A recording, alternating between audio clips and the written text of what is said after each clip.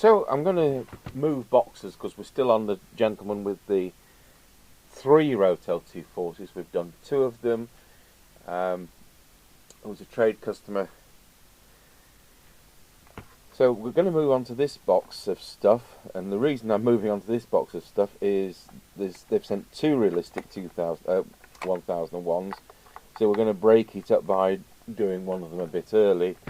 Then we can get another couple or 3 sets in and then do his other 2001, because I don't want to show all the same things video after video. It's funny how they crop up.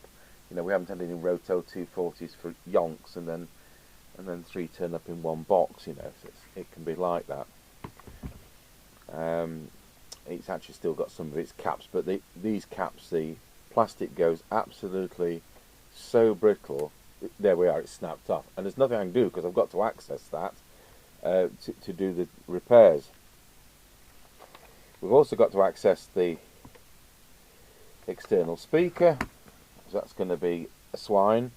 We don't need to touch the charger, we can get into power, that's fine. I need to prise that off somehow.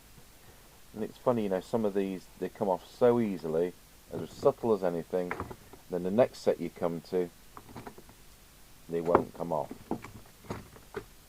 So we don't want to mar the finish of the set.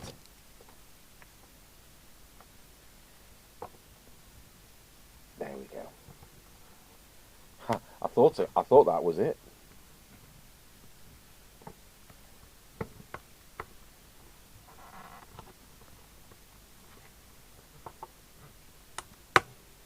There we are.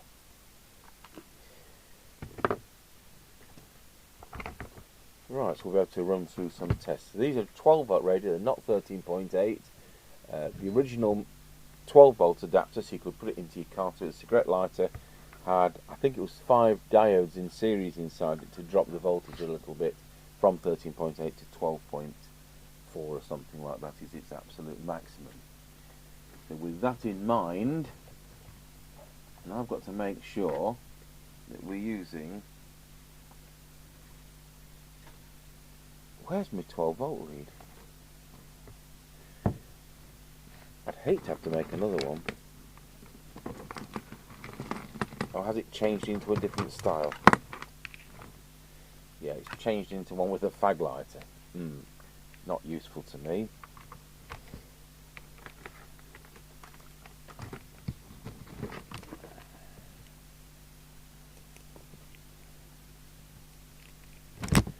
So make sure we're at 12 volts. And that our cigarette lighter actually connects, which it does. No noise on the volume control there.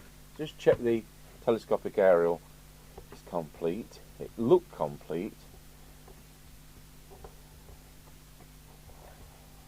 I sometimes feel it can be pointless to go on.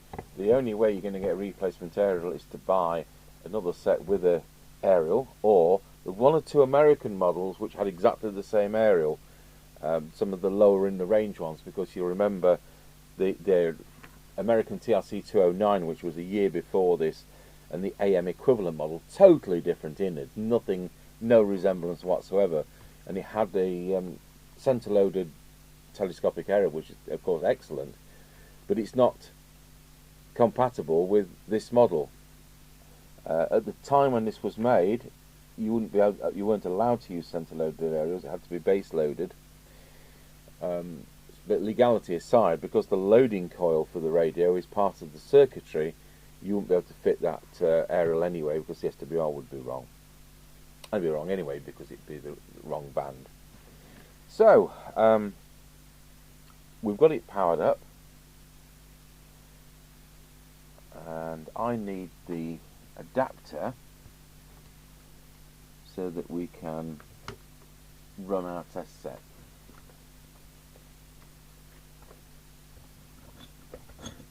And where is our adapter? It's not in the usual place.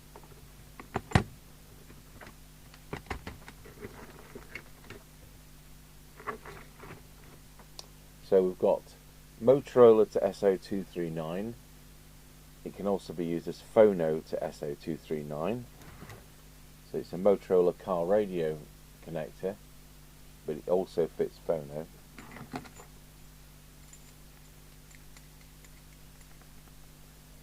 Any figures we give you are lossy.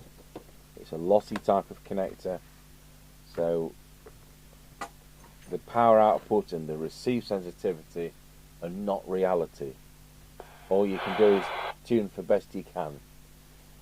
So we're unlikely to get 3.5 watts. It's a 3.5 watt radio, it's not a 4 watt radio, and we're unlikely to get any receive beyond 1 microvolt, not because the set's deaf, but because of the inadequate connectors.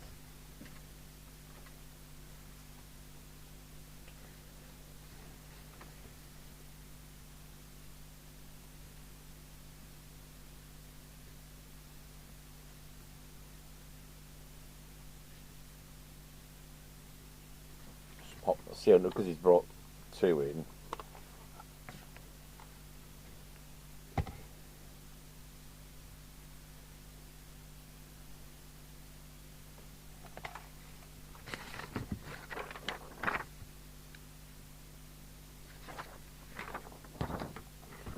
Okay, switch picture in picture on. Press transmit. Oh, what channel are we on? On 19, turn that to 20. Go into transmit. Must be on low power. So on high power, we're getting 600 milliwatts. That's not very good, is it?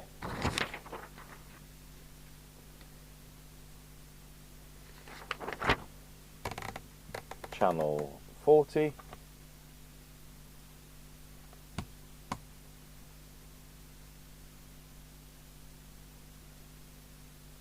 $150 milliwatts.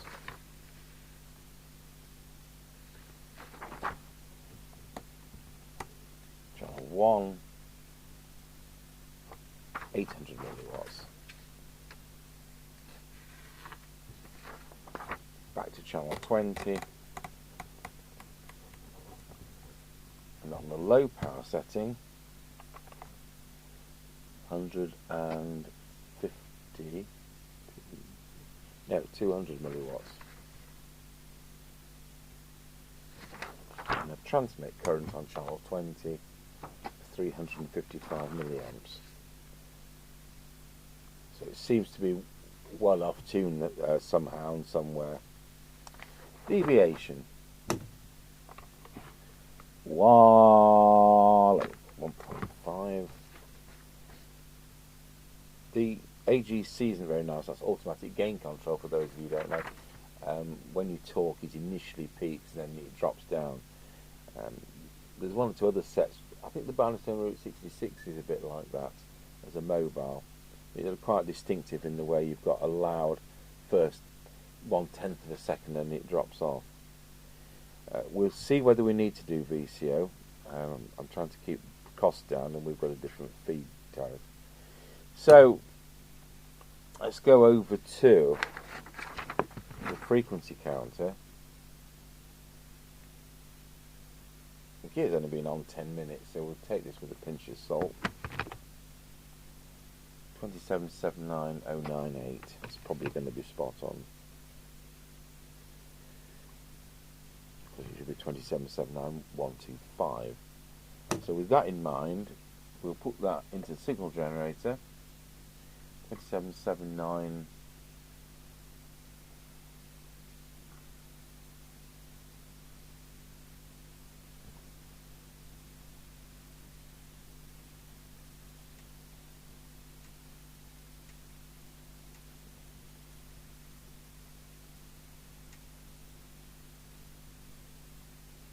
Take that low as well, so we're not being unfair.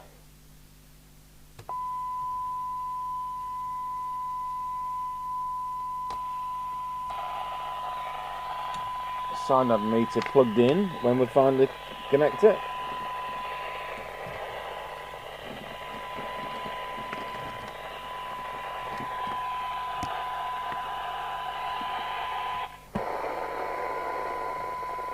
going to hold the range boost side panels so that we've got a fair test. That's the earth.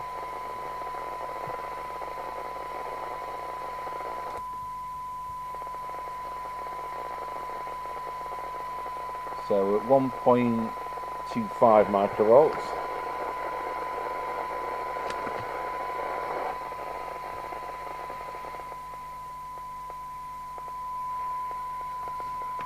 .1 microvolts.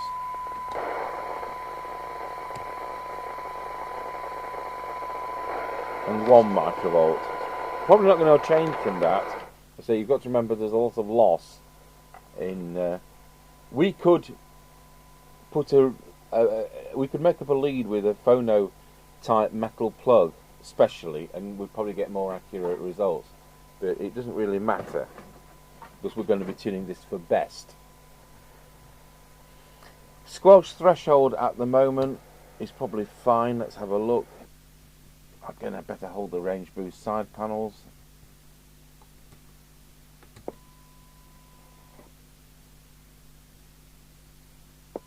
.2 microvolts. And tight squelch. I don't think the squelch is adjustable on these. I think what you get, what you see is what you get.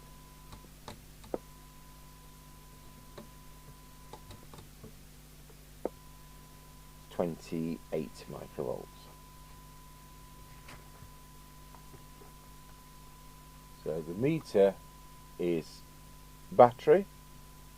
We've got the needle in the blue zone, since we're running it off mains power supply, and then it's the transmit meter.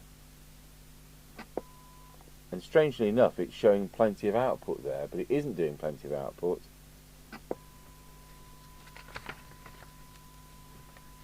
It actually shows okay.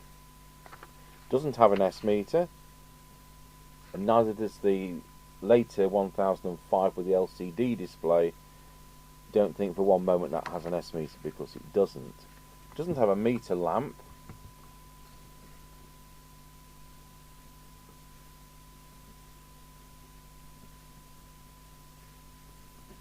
Well, that's gone through quite a few things. So the biggest problem with this radio is it's transmitting pretty lousy. We'll pop some screws out. Look at the battery compartment. As a courtesy, I'll just run the fiberglass brush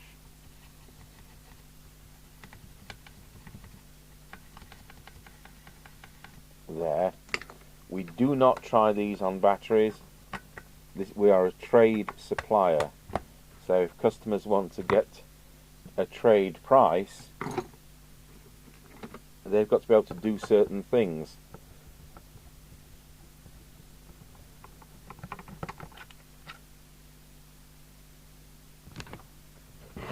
And that sorts out battery problems if there are any.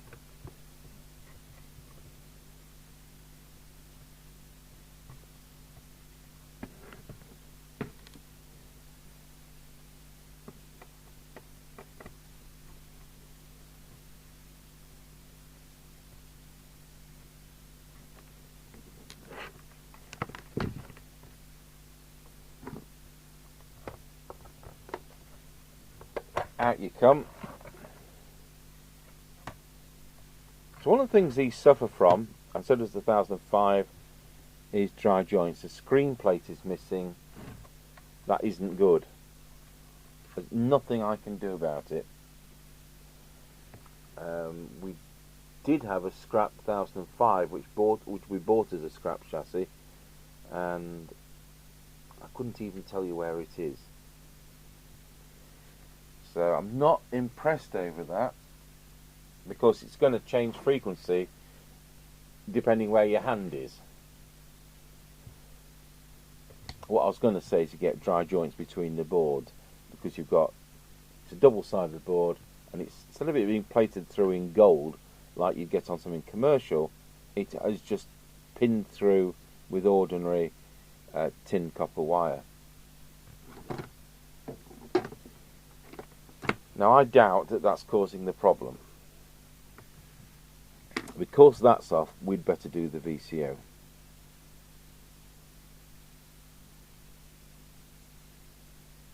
I'm just looking for the dry joint points and just seeing if I can spot any. Yeah, there's a potential one just there. Let's just take the camera down to that.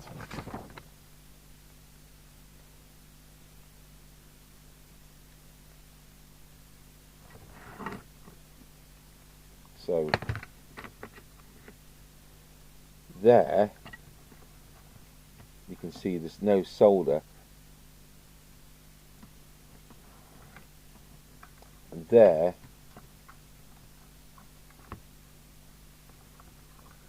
is another one. So we're going to address those without hopefully melting the radio. Make sure it's switched off. So it's not playing up now, but you know what? Within 5 minutes of the customer getting it back, you can bet your bottom dollar, not that we have dollars in the UK, but you can still do so, that it's not going to work because of a dry joint. And who's to say that it didn't work because of dry joints when it was sent?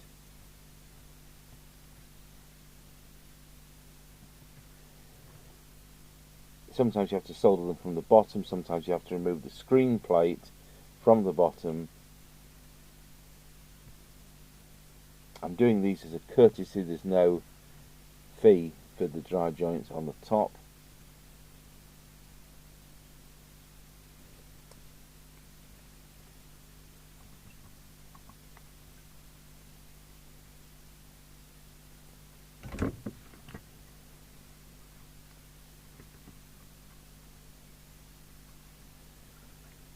We'll check the radio again, just in case this was the fix.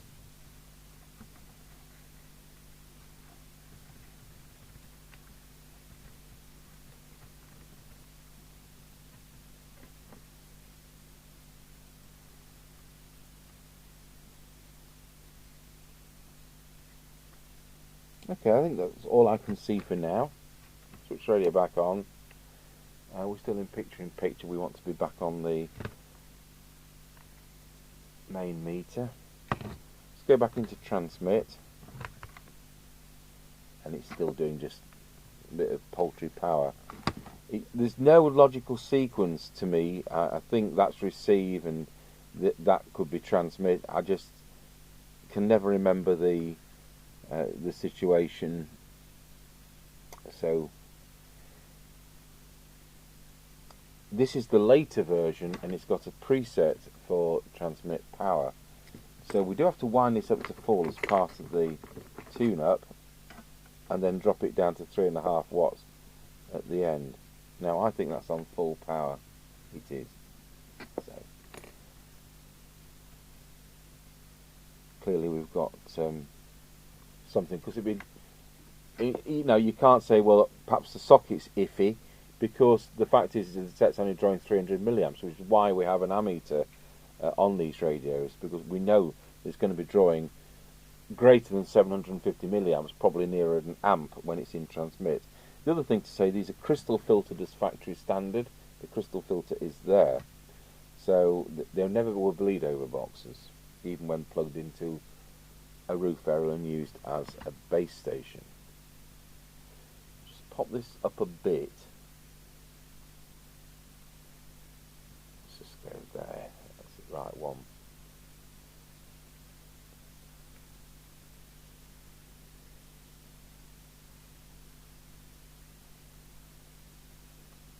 Right, that's probably do for now. So what I've got to do is I've got to dig the service manual out, because we're going to have to start effectively on page 1. Right, here goes. Take picture in picture off, and let's hope we remember to put it back on.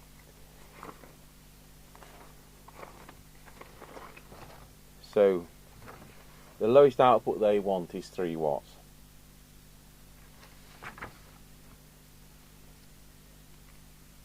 The worst sensitivity they want for 10 dB is 1 microvolt. We're already there, even with the crummy connectors.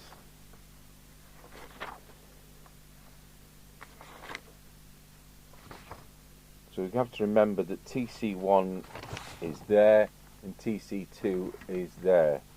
Trimmer capacitor, not top cat.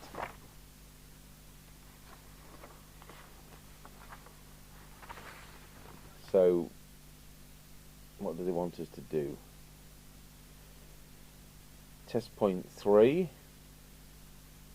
channel 20, receive L2 for 3 volts. So it's test point 3, L2 for 3 volts. But where's test point 3?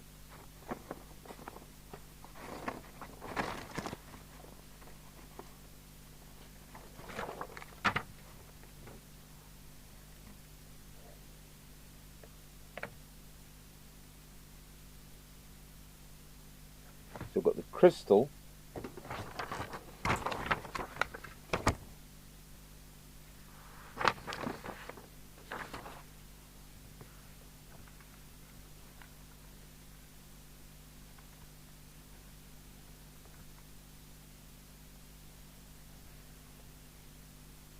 Oh, it's there, it's sticking up. Yeah, it's the blue little thing which is sticking up. That's how it is, I remember now. So it's easier than you think. They've actually put a physical test point soldered in. I'm going to have to widen the picture, or you're not going to see the meter.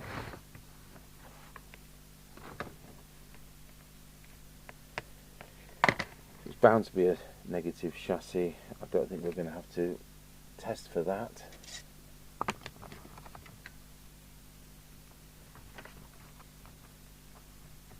So we're on channel 20, just check we are. There we are. Test point 3. And we should have 3 volts, very slightly high. Just get back to the instructions.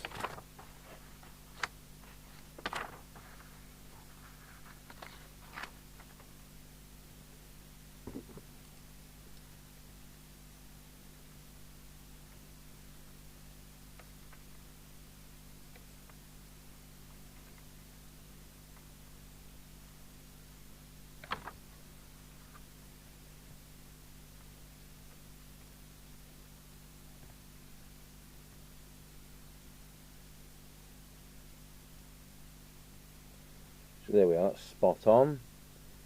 In transmit, we need to have test point 3 doing 3 volts. We've got 2.4. I need to adjust TC1.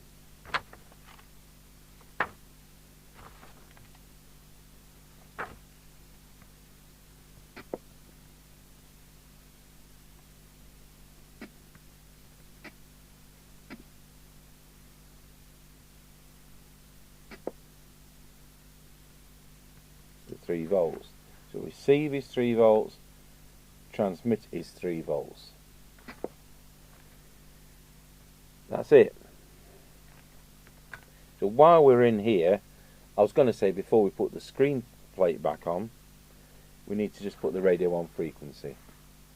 So I'll put picture-in-picture back on and key up, and we can adjust TC2 now.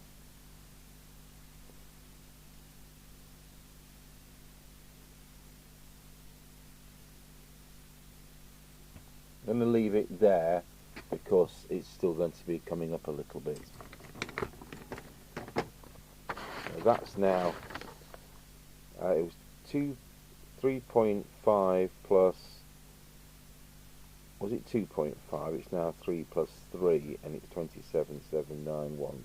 So we've done that.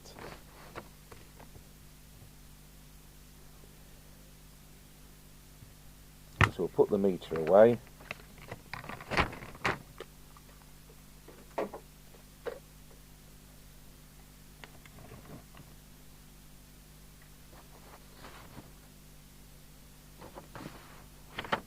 And the next thing we need to do is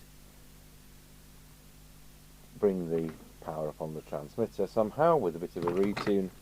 So we start with L5.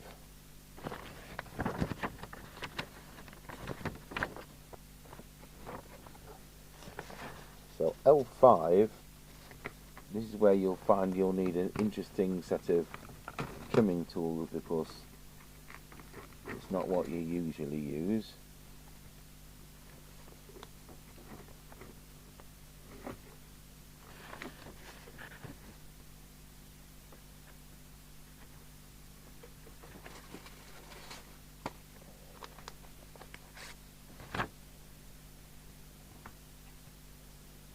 Not that one.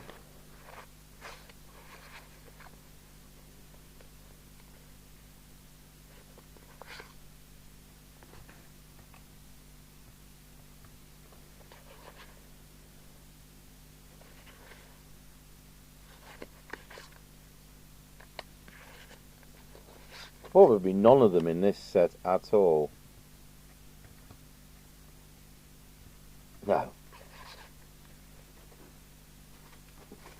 Right, I'll pause the video while I find something. Right, so one of the problems with these is once we've got something that actually fits, they've got paint to stop them moving, and I've got to be able to remove that paint. Now this one has actually got a broken core, so you can see that somebody's tried to remove that. What's strange is the paint is over the damaged bit, like it's factory damaged. I just find that bizarre. So if we can get that off, I shouldn't be using my best trimming tool for that, should I? Just need to get it off the threads.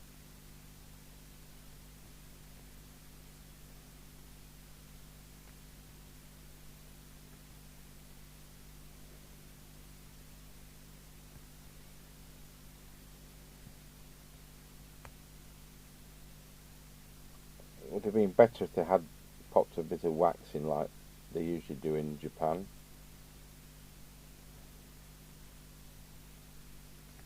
Let's see whether we can run that in the other way round.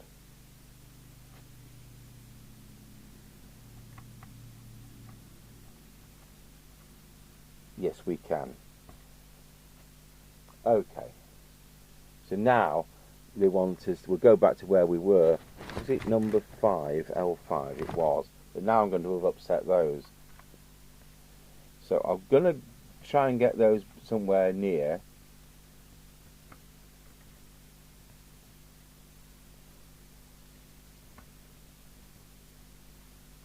So that, all I'm going to be able to do is probably seal it with some candle wax or something like that. I think that's what we're going to do. So we're now at 1.1 watt, which is a move in the right direction, and we're drawing 475 milliamps. So next, I've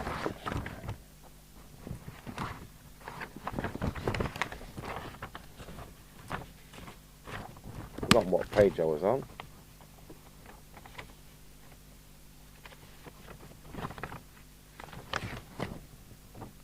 Transformer 6 is our next thing to adjust, which is there. Transformer 7, Transformer 8, and then L8 and 9, which are those two.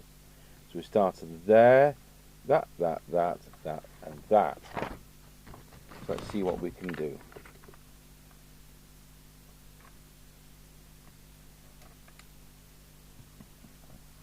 So now I've got no power. Is that because I've knocked the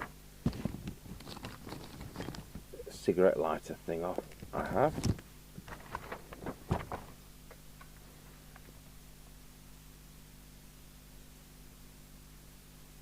It's 1.5 watts.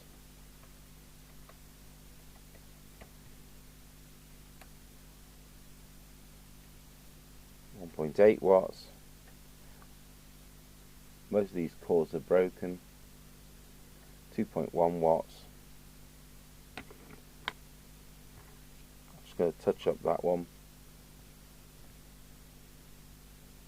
just in case it's made a difference, which it hasn't.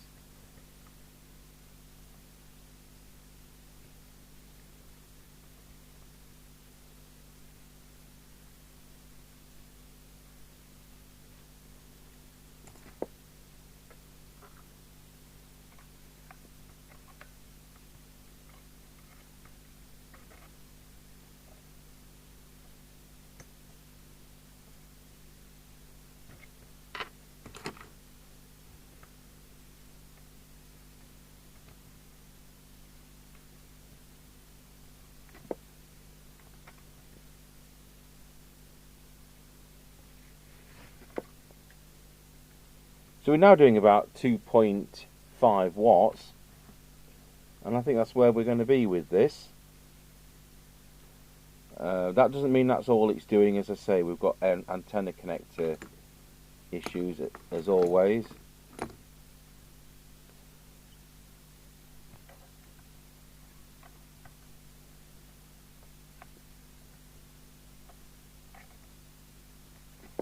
See whether we can get into that.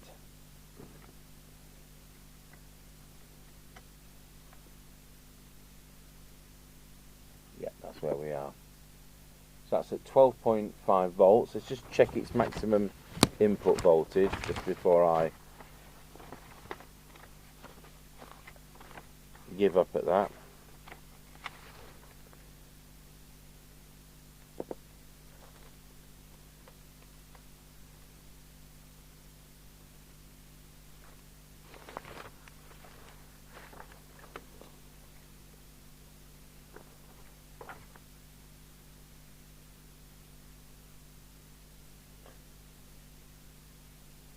Twelve and a half volts, and that's exactly what we're at. Right.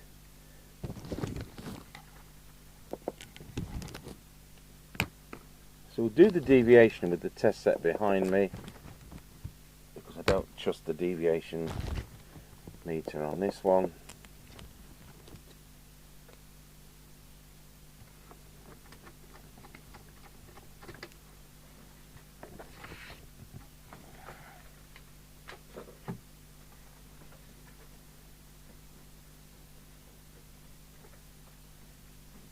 Now, how do I get my mouth from there to there? I don't know.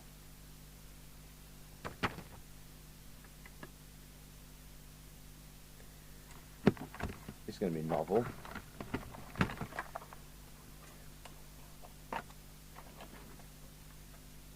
Wow, it's too low.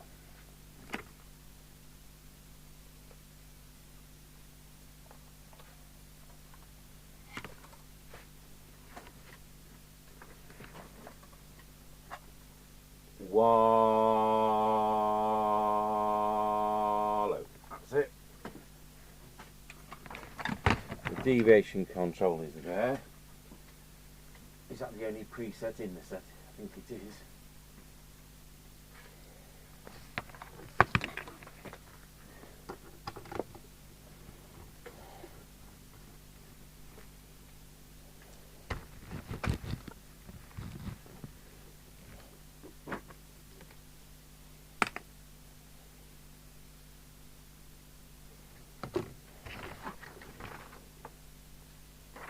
So we've now got 2.2 to 2.5.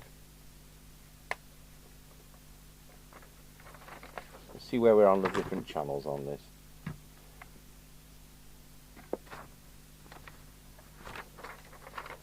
So 2.5.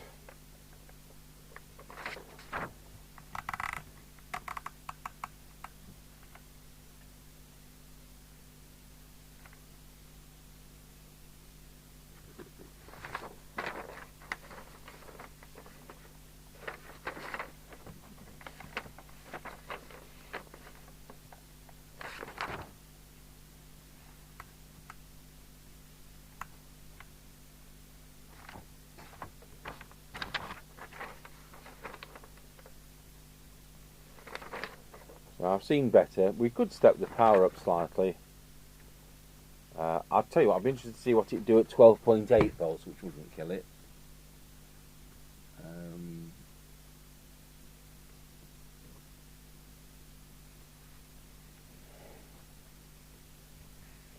Go back to channel 20. Yeah, we're not far different. So we'll leave it where it was. I'll go back to 2.5.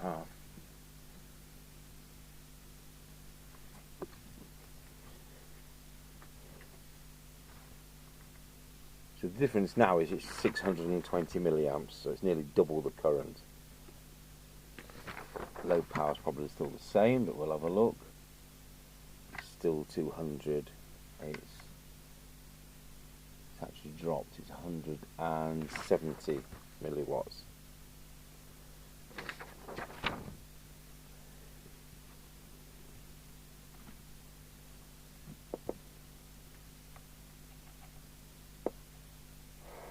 Okay, so now we're going to receive. Now the set's on frequency, we'll need to reset the signal generator.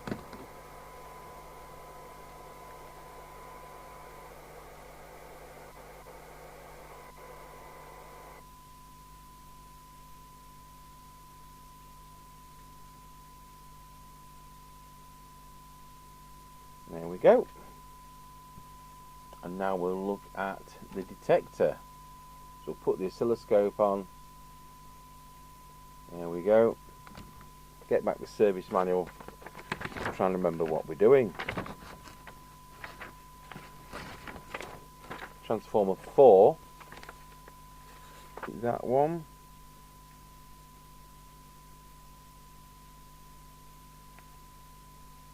Yes, it is. That's transformer 4.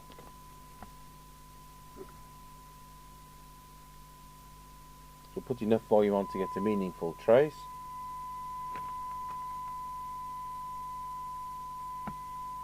That was already spot on. I don't think we're going to get any improvement on the receiver. It's already working as well as I would expect. And you want me to look at 1, 2, 3 and 5.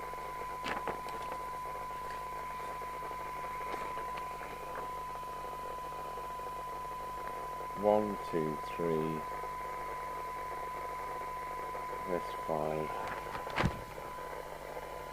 That needs setting with a spectrum analyzer. Don't fiddle with that one. So that one.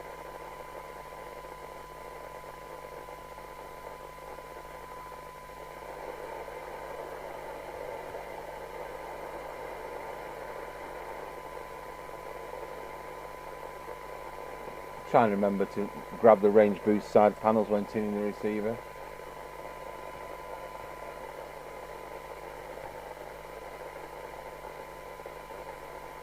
We have gained a bit there.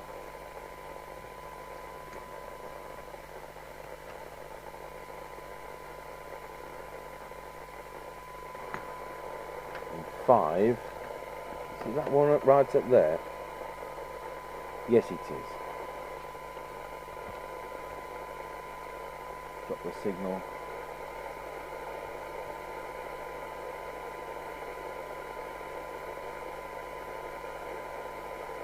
There we go.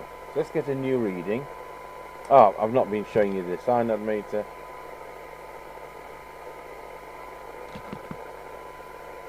Right, so we'll 12 dB. We've now got 0.78 microvolts. And that's very good considering the way it's connected.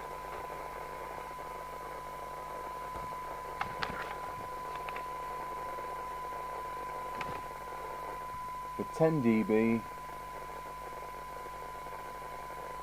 it's 0.63. And for 20 dB,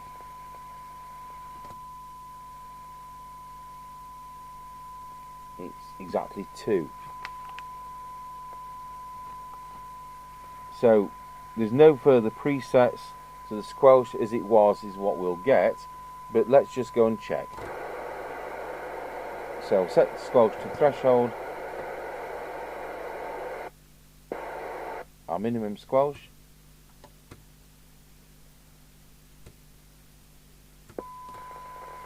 Just try that again because that didn't work out.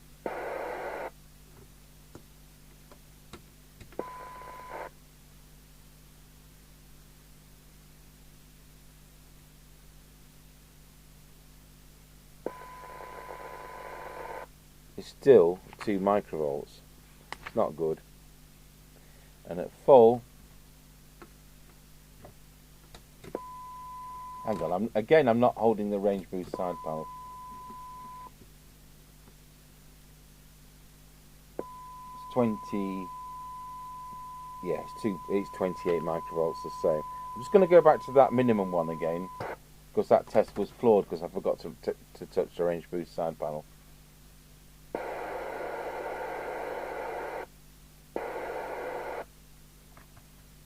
Signal generator back on.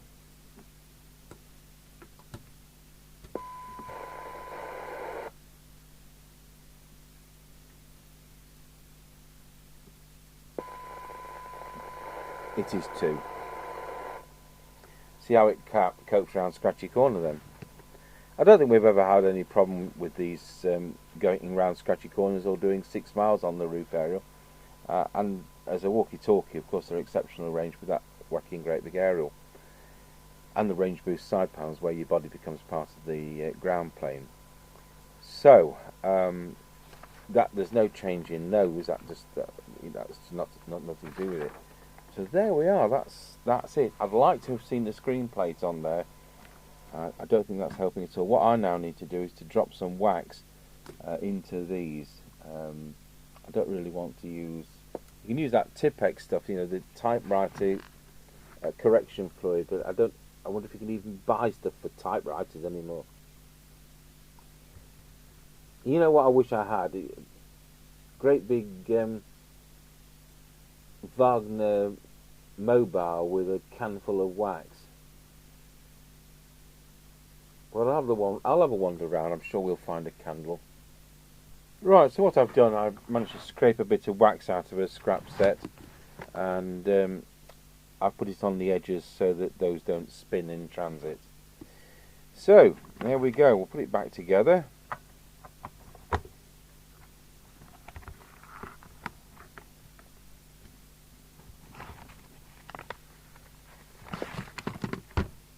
Put the service mount to one side. I'll need that in a couple of days for the other one. Put the screws back in and we'll pop it on the air and not hear anybody on.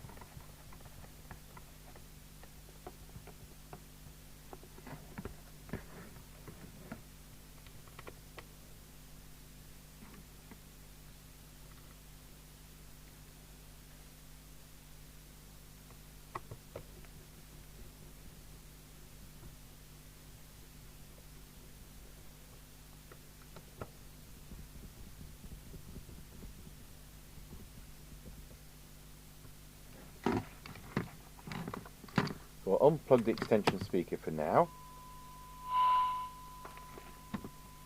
Check it still transmits, it does. I'll need the adapter back.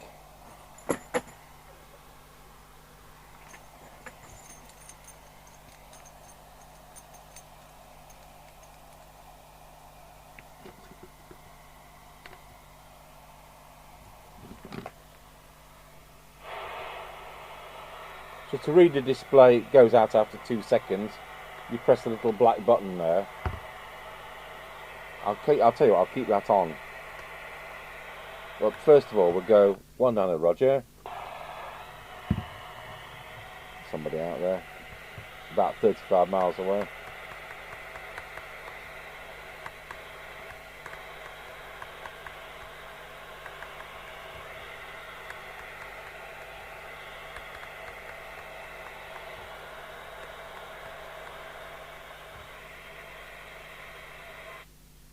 Right, we'll keep that on 19 until it's time to do an on-the-air test.